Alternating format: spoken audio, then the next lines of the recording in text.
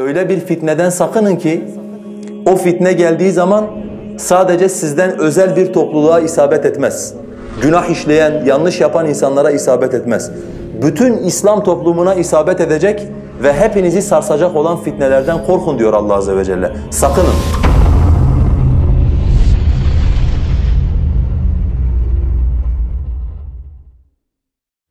Kardeşler, biz her an, yani her Müslüman farkında olsa da olmasa da bir şekilde Allah tarafından imtihan ediliyor, bir şekilde fitneye maruz kalıyor.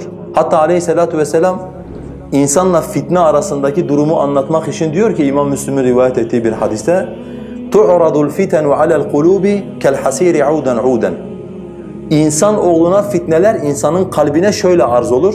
Hasırın üzerindeki çizgiler gibi sürekli bir şekilde insanoğlunun kalbi fitnelere arz olur.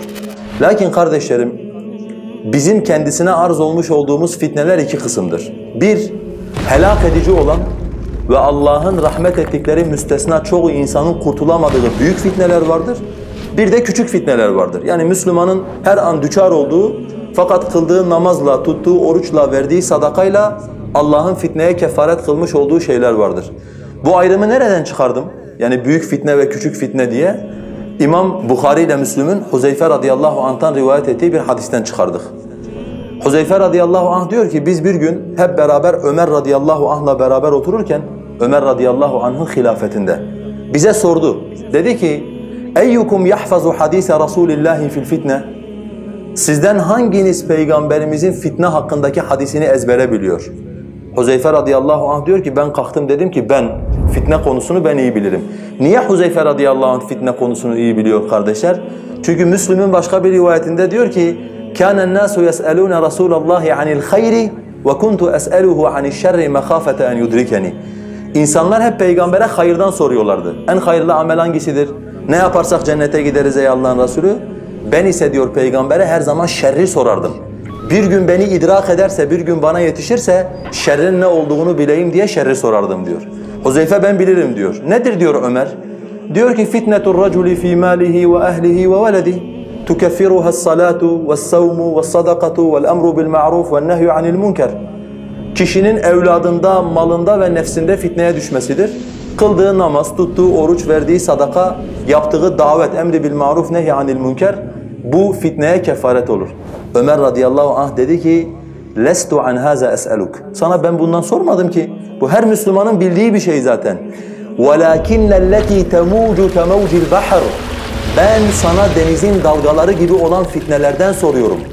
Geldiği zaman herkesi ıslatacak olan fitnelerden soruyorum. Ümmetin başına geldiğinde Allah'ın rahmet etmesi müstesna çoğunluğun kurtulamayacağı fitnelerden soruyorum. Öyle gün içerisinde ticaret yaparken 2 kuruş fazla gelmiş bunu cebime atsam mı atmasam mı? Hanımı bir şey istemiş sesini yükseltmiş ona zulmetmiş. Böyle basit fitnelerden sormuyorum ben sana.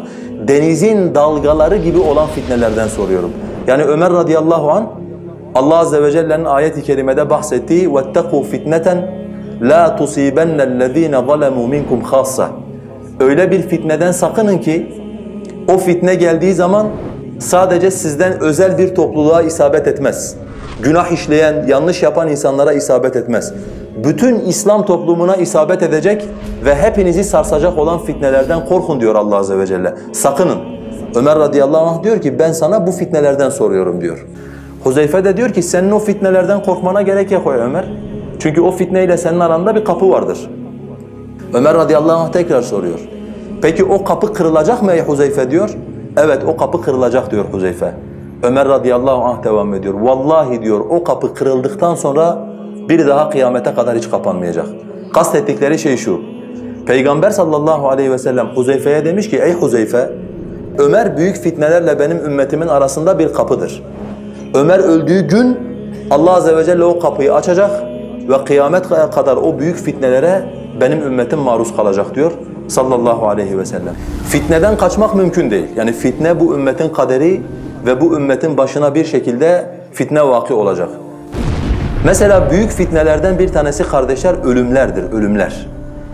Ahir zamanda vaki olacak olan savaşlar ve ölümler Peygamber sallallahu aleyhi ve sellemin ümmetini sakındırdığı fitnelerdendir. İmam Ahmed'in rivayet ettiği bir hadiste Peygamber sallallahu aleyhi ve sellem ashabıyla beraber otururken bir gün onlara diyor ki inne beyne yedeyi saati el harcu. Kıyametten önce herc olacak diyor sallallahu aleyhi ve sellem. Sahabe bu kelimeyi bilmediği için Allah Resulüne soruyor. Herc nedir ey Allah'ın Resulü? Peygamberimiz diyor herc ölümlerdir. Yani habire ölüm, her tarafta ölüm olacak. Günümüzde olduğu gibi. Sahabeden bir tanesi şaşırıyor diyor ey Allah'ın Resulü biz zaten her sene savaşıyoruz. Yani bizi ölümden mi sakındırıyorsun? Biz zaten sürekli savaşıyoruz, ölümün içindeyiz. Başka biri daha söz alıyor ey Allah'ın Resulü diyor. Biz senede neredeyse 70.000 insanla savaşıyoruz. Yani bizim ölümle korkutuyorsun diyor. Peygamber aleyhissalatu vesselam diyor ben bundan bahsetmiyorum. Sizin müşriklerle yapacağınız savaş değil benim kastettiğim. Sizin birbirinizle yapacağınız savaştan bahsediyorum ben. Kişi kendi kardeşini öldürecek. Kardeşini neden öldürdün? Kişi kendi komşusunu öldürecek.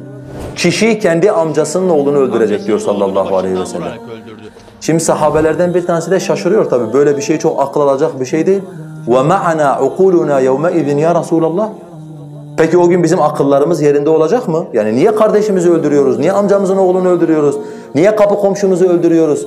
Günümüzde olduğu gibi niye Avrupalılar oturdukları yerde keyif içerisinde yaşıyorlar? Biz Orta Doğu'da birbirimizi kıtır kıtır kesiyoruz. Niye böyle yapacağız?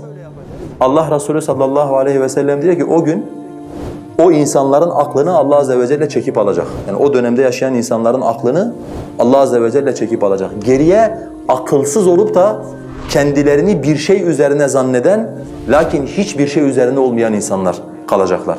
Ve Peygamber sallallahu aleyhi ve sellem insanları bu fitnelerden sakındırıyor.